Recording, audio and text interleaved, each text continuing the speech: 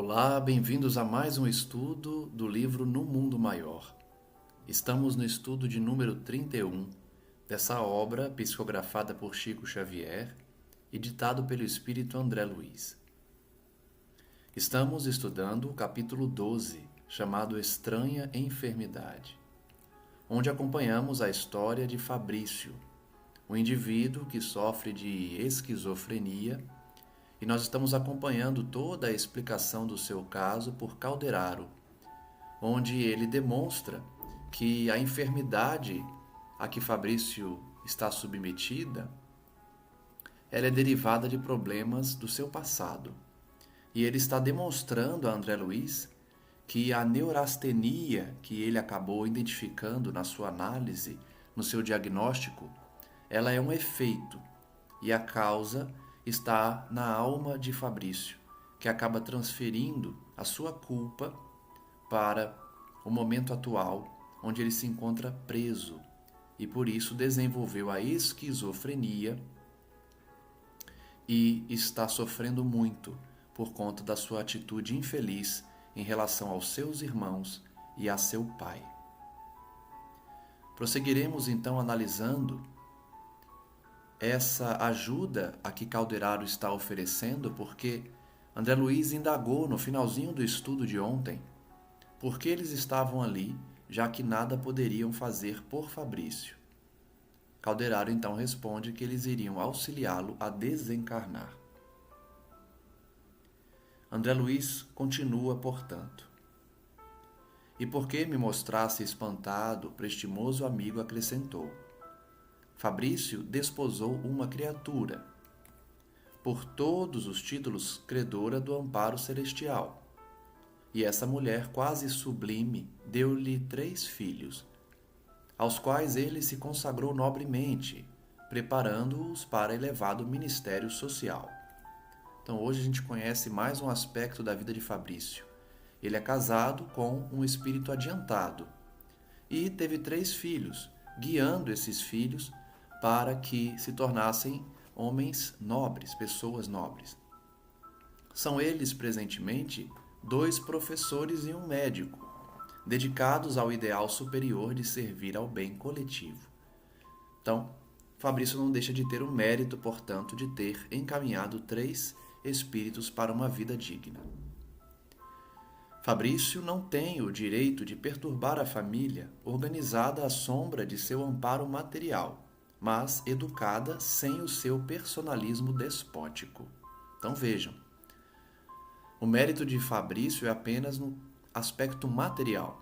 Ele deu todo o encaminhamento material aos seus filhos e a sua desencarnação está sendo provocada para evitar que ele prejudique esses 3 filhos, já que ele foi despótico e, apesar de ter contribuído com a matéria, com os valores materiais, não se fez presente como um verdadeiro pai desses jovens. E agora terá que desencarnar para evitar que o seu personalismo despótico atrapalhe aquela família, desequilibre os seus 3 filhos e a sua esposa. Pelo serviço que prestou à esposa e aos filhos, recebe do alto o socorro de agora, de maneira a transferir residência por imposição da morte, preparado para o futuro de reajustamento. Então vejam que sim, Fabrício tem mérito. O mérito de ter prestado assistência material à esposa e aos filhos. Por isso estava recebendo aquela ajuda. Mas a ajuda, que para nós pode parecer estranha, é encaminhar o seu desencarne. Muita gente pode ouvir isso e falar, que absurdo, né? Ele está chamando de ajuda um assassinato, como se fosse, né? Mas a gente sabe da programação espiritual e que Deus que definiu o destino de Fabrício.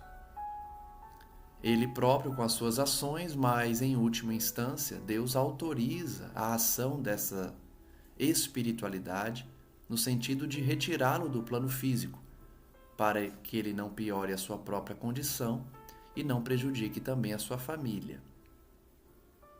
O auxílio, portanto, é desencarná-lo de forma tranquila, sem que ele se complique ainda mais na Terra. Vejam que Calderaro chama de transferência de residência. Vai sair do plano físico para o plano espiritual, preparando ele para que no futuro reajuste-se numa encarnação certamente expiatória. As preces da companheira e dos filhos garantem-lhe uma boa morte próxima, para a qual vamos organizando as suas energias e habituando para e passo a família a permanecer em missão ativa no bem sem a presença material dele. De novo a reflexão de como a espiritualidade nos guia e nos assessora, né? Eles estavam preparando a família de Fabrício para que continuassem no bom caminho quando este último desencarnasse. Adequavam energias, coordenavam o desencarne dele, o que era auxiliado pelas orações dos seus filhos e da sua esposa. Ele silenciou, então, dispondo-se a fazer aplicações magnéticas no aparelho circulatório de Fabrício. Demorou-se minutos longos, administrando-lhe forças ao redor dos vasos mais importantes, e em seguida desenvolveu passes longitudinais destinados à quietação dos nervos. Como sempre vemos nas obras de André Luiz, o guia principal, o instrutor principal, sempre realiza esses passes magnéticos no momento do desencarne. Ante minha admiração natural, Calderaro explicou-se. Preparamos acesso à trombose pela calcificação de certas veias.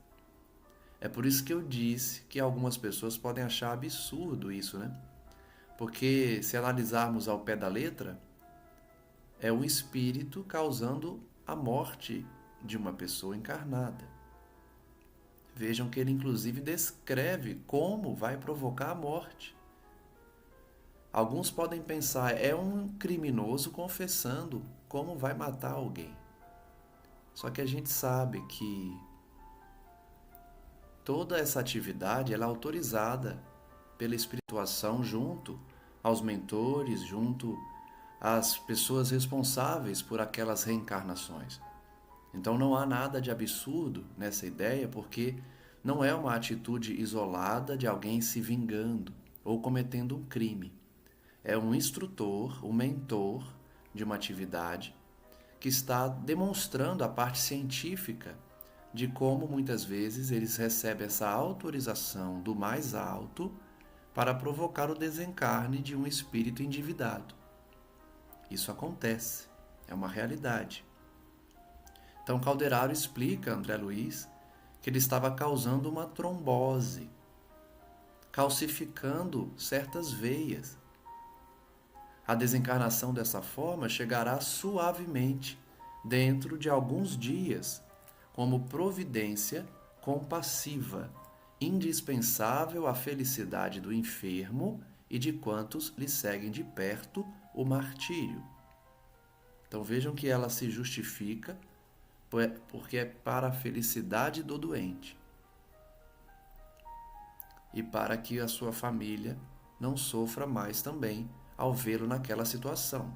Lembre-se que Fabrício, na esquizofrenia, está agressivo, está quase enlouquecendo. Nós vimos ontem Calderaro dizer que Fabrício somente não enlouqueceu por conta das orações e da presença de sua esposa. O doente, mais calmo, parecia haver sorvido milagroso analgésico. Aquietou-se, descansando a cabeça nos travesseiros alvos.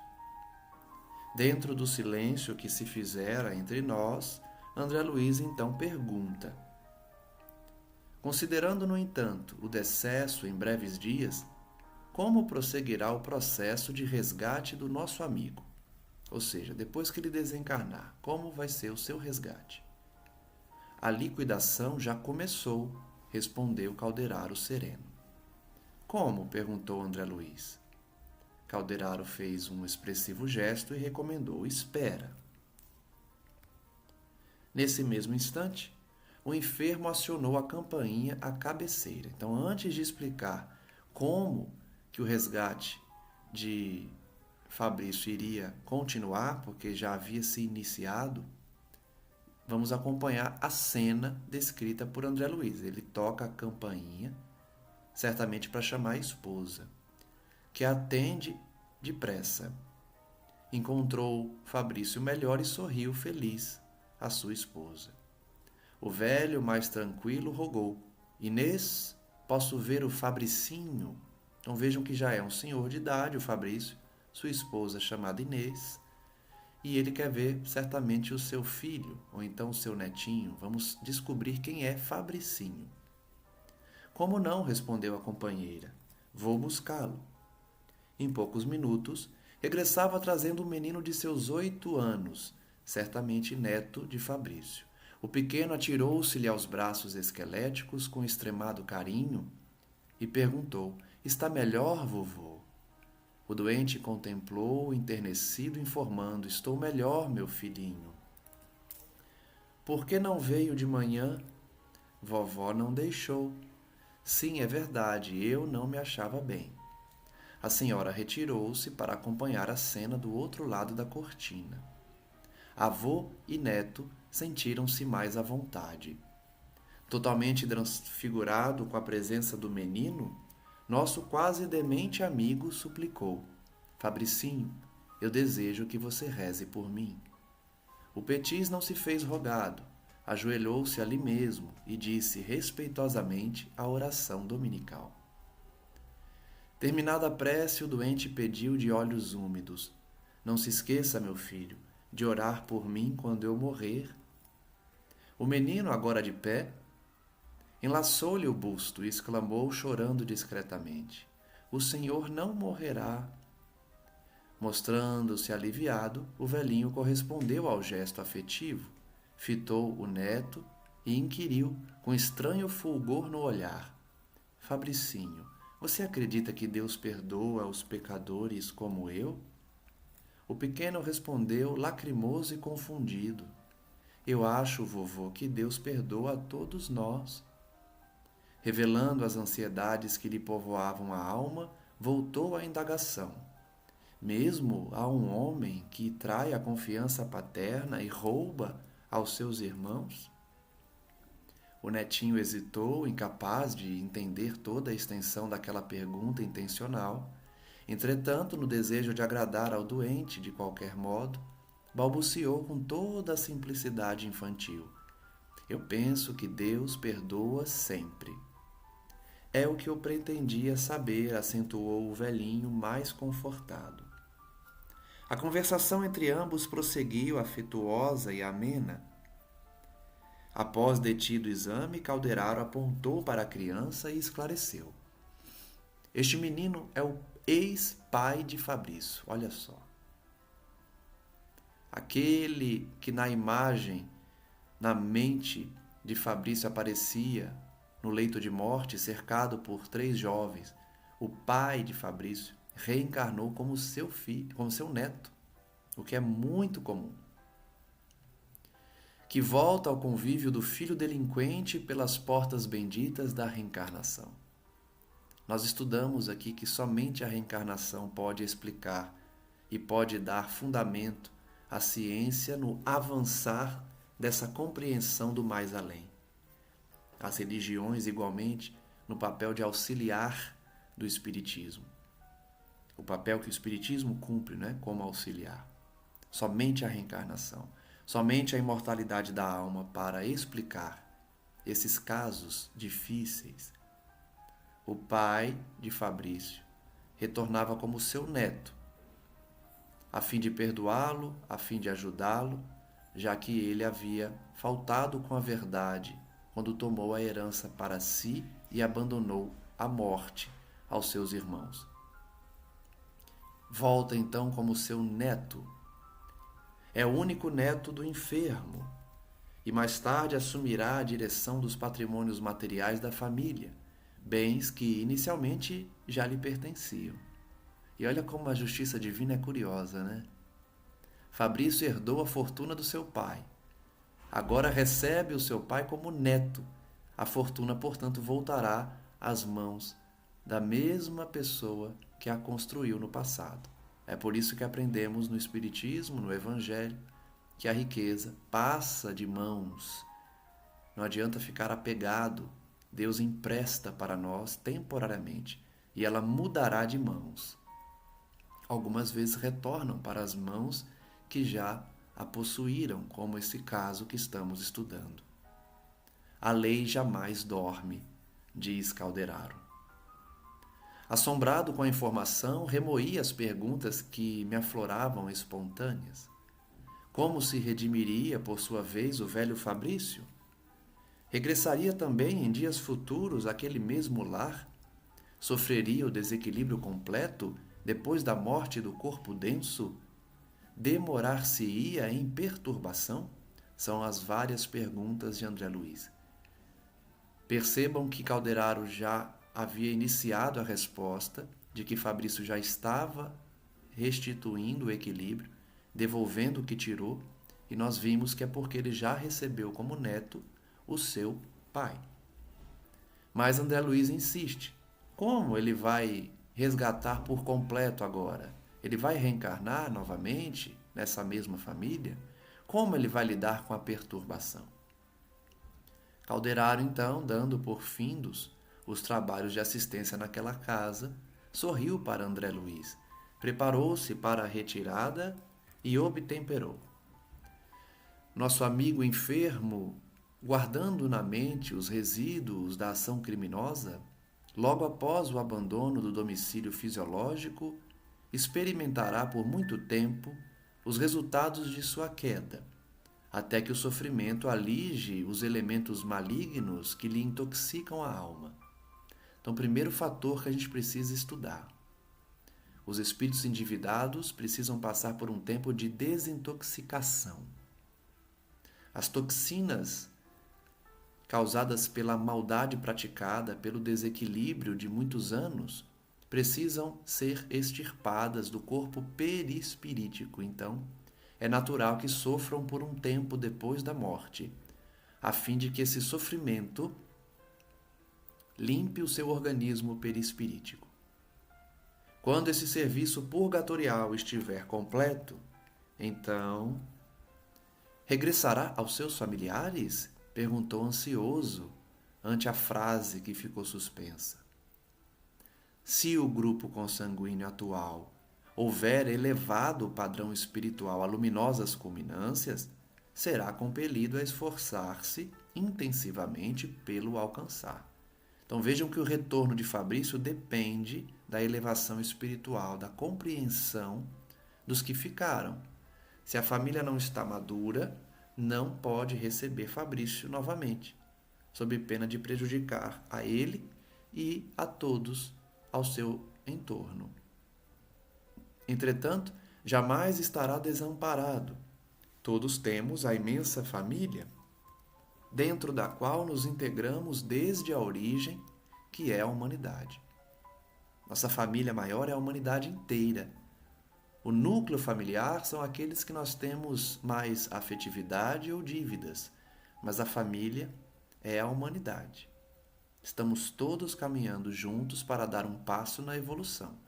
Inclusive, alguns têm o merecimento de reencarnar em outros orbes para depois retornar a esse, a fim de ajudar no seu avançar, seja na tecnologia, seja nas ideias, seja no avanço moral.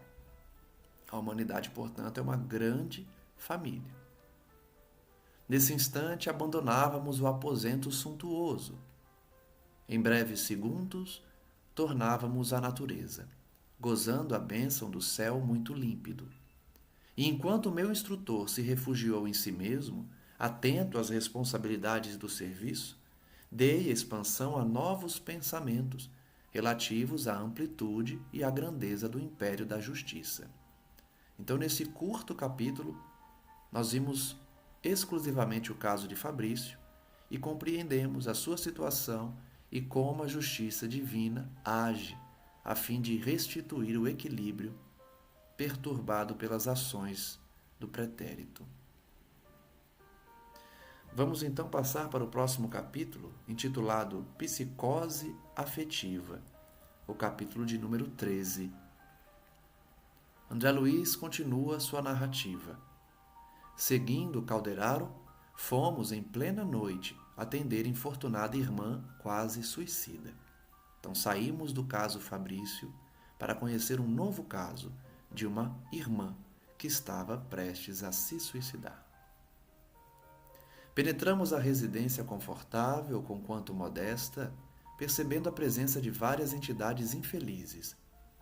O assistente pareceu-me apressado, não se deteve em nenhuma apreciação.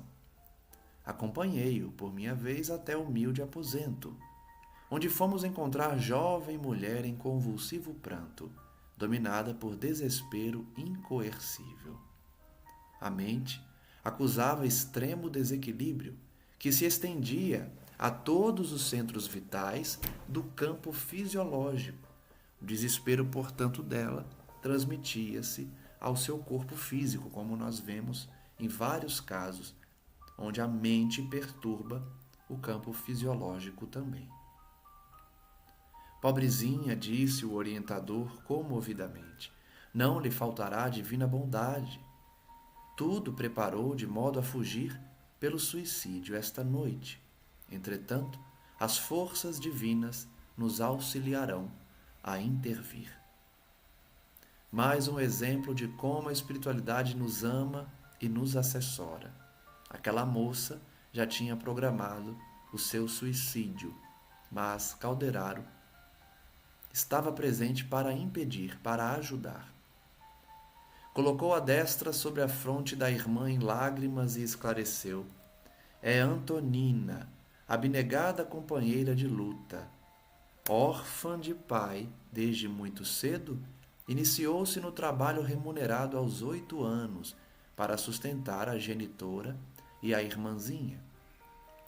Passou a infância e a primeira juventude em sacrifícios enormes, ignorando as alegrias da fase risonha de menina e de moça. Aos 20 anos, perdeu a mãezinha, então arrebatada pela morte, e não obstante seus formosos ideais femininos, foi obrigada a sacrificar-se pela irmã em vésperas de casamento. Olha que história triste de Antonina, né?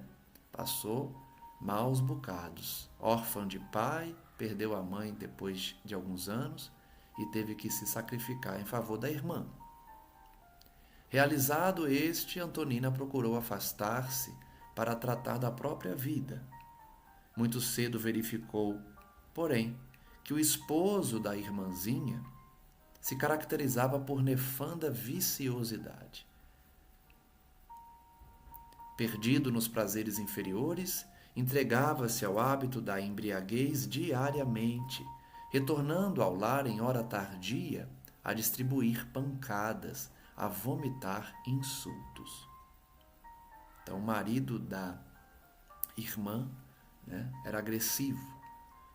Sensibilizada ante o destino da companheira, nossa dedicada amiga permaneceu em casa, a serviço da renúncia silenciosa, aliviando-lhe os pesares e auxiliando-a a criar os sobrinhos e a assisti-los.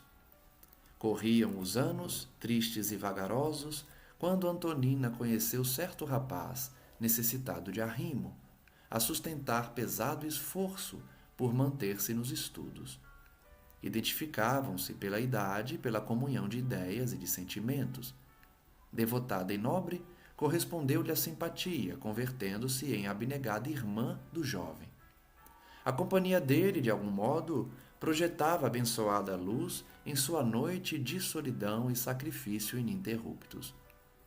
Repartindo o tempo e as possibilidades entre a irmã, 4 pequenos sobrinhos e o copartícipe de sonhos fulgurantes, consagrava-se ao trabalho redentor de cada dia, animada e feliz, aguardando o futuro. Idealizava também obter um dia a coroa da maternidade, num lar singelo e pobre, mas suficiente para caber a felicidade de 2 corações para sempre unidos diante de Deus. Todavia, Gustavo, O rapaz, que se valeu de sua amorosa colaboração durante 7 anos consecutivos, após a jornada universitária, sentiu-se demasiado importante para ligar seu destino ao da modesta moça. Tadinha de Antonina, né? Teve uma vida muito sofrida, dedicou-se à irmã, perdeu seus pais, suportou o marido da irmã violento e viciado, ajudou a criar os sobrinhos e, quando apaixonou-se e recebeu as promessas de casamento do jovem Gustavo, esse a abandona, não querendo mais casar com ela depois da faculdade. Independente e titulado agora, passou a notar que Antonina não era fisicamente a companheira que seus propósitos reclamavam. Exibindo um diploma de médico e sentindo urgente necessidade de constituir um lar, com grandioso programa na vida social, desposou jovem, possuidora de vultosa fortuna, menosprezando o coração leal que o ajudara nos instantes incertos. Mais um caso, de abandono, depois de muitas promessas. Acontece o tempo todo na Terra. Fundamente humilhada, nossa desditosa irmã procurou-o, mas foi recebida com escarnecedora frieza. Gustavo, com presunção repulsiva, transmitiu-lhe a novidade asperamente. Necessitava pôr em ordem os negócios materiais que lhe diziam respeito e, por isso, escolhera melhor partido. Imagine a dor, dessa irmã de ter sido abandonada dessa forma e ouvir essas palavras depois de tantos anos dedicando-se a Gustavo. Além disso, declarou, sua posição requeria uma esposa que não procedesse de um meio de atividades humilhantes. Pretendia alguém que não fosse operária de laboratório, que não tivesse mãos calejadas nem fios prateados na cabeça. A moça tudo ouviu, debulhada em lágrimas, sem reação, e tornou à residência ontem, minada pelo anseio de morrer, fosse como fosse. Como eu disse, isso repete-se diariamente. Pessoas que abandonam as outras porque querem pessoas mais novas como companheiras, querem alterar o seu status perante a sociedade porque se sentem envergonhados das suas companheiras. Sente, então, que as esperanças se lhes esvaneceram, esfaceladas pelo golpe inopinado, que a existência se reduz em cinza e poeira, que a renúncia abre as portas da ruína e da morte. Vejam então que ela passou a ter um pensamento depressivo, negativo, pessimista. Esse é um alerta que sempre fazem para nós evitarmos esses pensamentos, que a Terra é um lugar ruim, que aqui só há escuridão e treva, que aqui só há sofrimento. Isso leva as pessoas a terem ideação suicida. Conseguiu ela certa dose de substância mortífera que pretende ingerir ainda hoje. Dando então um pequeno intervalo às elucidações, Calderaro recomendou a André Luiz: examina-a enquanto administro os socorros iniciais. Detive-me, diz André, em perquirição minuciosa por longos minutos, analisando, portanto, o clima mental dessa irmã. Antonina. Dos olhos dela caíam pesadas lágrimas. No entanto, da câmara cerebral partiam raios purpúreos que invadiam o tórax e envolviam particularmente o coração. Mais um caso que a mente emana e envia vibrações para os órgãos do corpo físico. Torturantes pensamentos baralhavam-lhe a mente. Registrando-lhe os secretos apelos, compungia ouvir-lhe os gritos de desespero e as súplicas ardentes. Seria crime, pensava, amar alguém com tal excesso de ternura? Ela indagava na sua mente, e aqui vale o comentário. Às vezes a gente acha que está em silêncio, mas a nossa mente grita. Dependendo da imagem mental que você está criando, das perguntas que você está fazendo, o plano espiritual consegue ouvir o seu barulho mental. ainda que o seu corpo esteja em silêncio, a sua boca esteja em silêncio. Ela então perguntava: cometia um crime por amar tanto Gustavo? Onde estava a justiça do céu, que lhe não premiava os sacrifícios de mulher dedicada à paz doméstica? Esse é outro engano que a gente tem, né? A gente faz o bem pensando numa retribuição, pensando que Deus vai evitar o nosso sofrimento. Não é assim que funciona. A gente, de fato, trabalha para o bem, pede proteção, mas o desígnio, né, os desígnios divinos são um mistério para nós. Nós não nos recordamos exatamente a nossa programação espiritual. Então, não necessariamente quando fazemos o bem, seremos privados de todo o mal. Existe sim uma proteção diferenciada para aquele que sintoniza com o Altíssimo e principalmente aquele que faz a caridade, aquele que faz o bem, aquele que reforma-se intimamente. Há uma proteção maior, evita-se certas dores, evitam-se as dores, evitam-se as situações de aflição. Isso é um fato. Porém, não significa que nós estaremos totalmente privados da ação de terceiros. Até porque somente podem nos magoar aqueles a quem amamos. Ela continuava a pensar, aspirava a ser alegre e feliz, como as venturosas companheiras de sua meninice, porque ela sempre viu as pessoas casando e sendo felizes, né? Isso era um motivo de tristeza para ela. Anelava a tranquilidade do matrimônio digno, com a expectativa de receber alguns filhinhos concedidos pela bondade infinita de Deus. E aqui a gente pode fazer outra reflexão, não é? Quando a pessoa vem com essa vontade de constituir família, de ser fiel no casamento, de ter filhos, mas não consegue, a gente pode imaginar, será que não abusou do Instituto Família em outra existência? E agora, para valorizar a família, vem impossibilitada de constituir, impossibilitada de ter filhos ou de encontrar um companheiro digno para se dedicar. Também existe esse fator, não é? A pessoa às vezes não valorizou no passado e agora, para aprender a valorizar, não consegue ter uma família, mas voltará certamente a constituir quando reequilibrar essa perturbação oriunda da conduta do passado. Ele continua: seria aspiração condenável sonhar com a edificação de modesto lar, com a proteção de um companheiro simples e bondoso, quando as próprias aves possuíam seus ninhos? Olha que pensamento triste, né?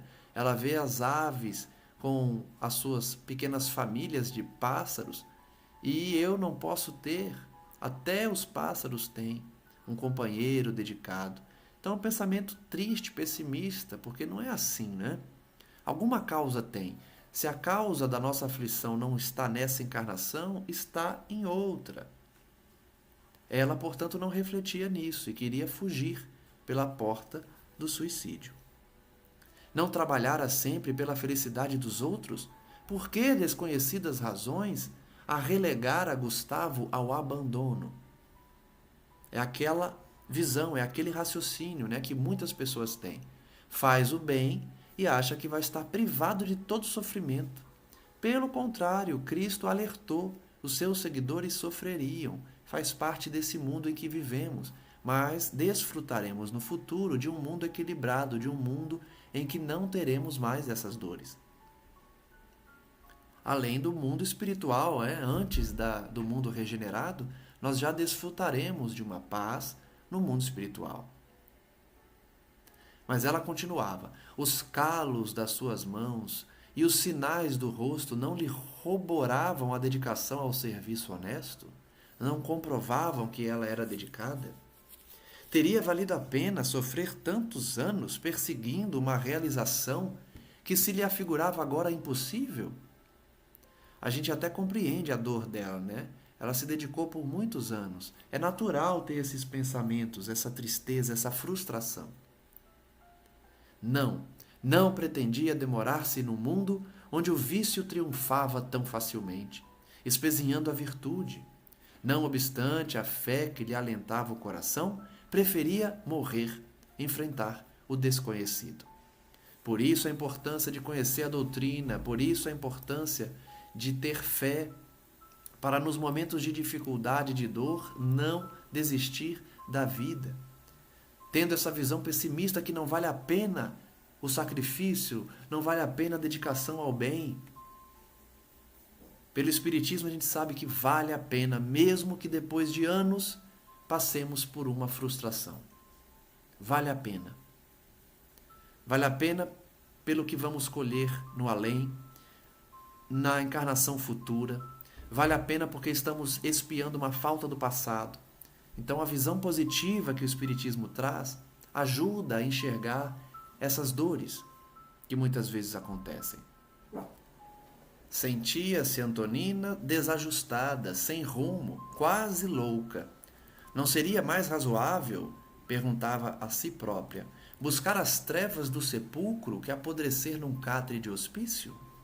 Então vejam que ela, pressentindo que ela estava enlouquecendo, prefere o suicídio do que um hospício, né? Uma casa de alienados mentais. O raciocínio pode até parecer racional, mas conhecendo a vida espiritual, as consequências do suicídio, a gente sabe que não vale a pena.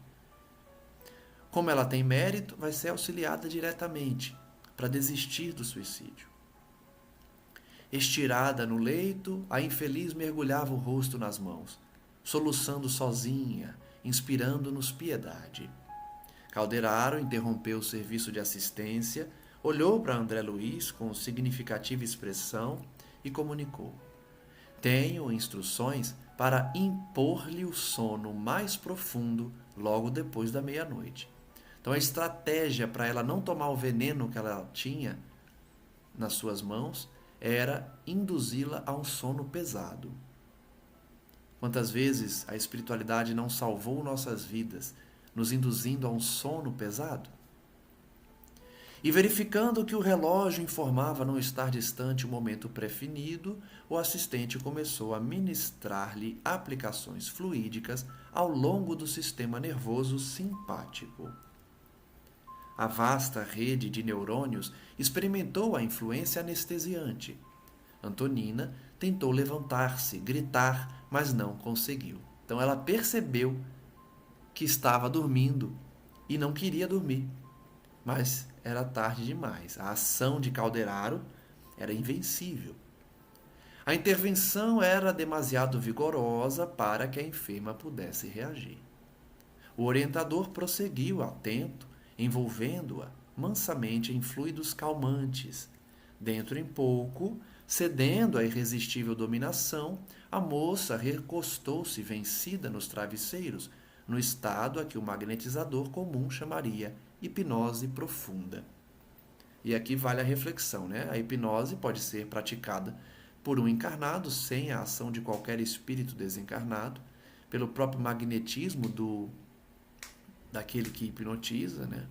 Do hipnotizador, como também pelos espíritos. Vejam que Calderaro, com o conhecimento dele, ele, de certa forma, hipnotizou, mas com energias, com fluidos, que acabaram agindo no seu sistema simpático, sistema nervoso simpático.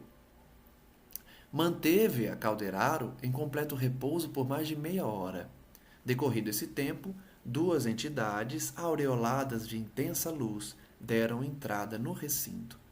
Abraçaram Calderaro, que apresentou André Luiz para essas duas entidades. Estavam agora junto de nós Mariana, que fora dedicada genitora de Antonina, e Márcio, iluminado espírito ligado a ela desde séculos remotos. Então, mais uma vez, a mãe de um espírito sofredor vai ajudá-lo e um espírito amigo, um protetor também, Mariana e Márcio. Agradeceram sensibilizados a atuação de Calderaro, que passou a doente a direção materna. A simpática senhora, desencarnada, inclinou-se sobre a filha e chamou-a docemente, como fazia na terra. Parcialmente desligada do envoltório grosseiro, Antonina ergueu-se em seu organismo perispirítico, encantada, feliz. Então, é um momento de muita beleza, né? Desdobrando-se pelo sono, encontrar com a mãezinha no além. Mamãe, mamãe, gritou, desabafando-se, a refugiar-se entre os braços maternais. Mariana recolheu-a carinhosa, estringiu-a de encontro ao peito, pronunciando palavras enternecedoras. Mãezinha, ajude-me.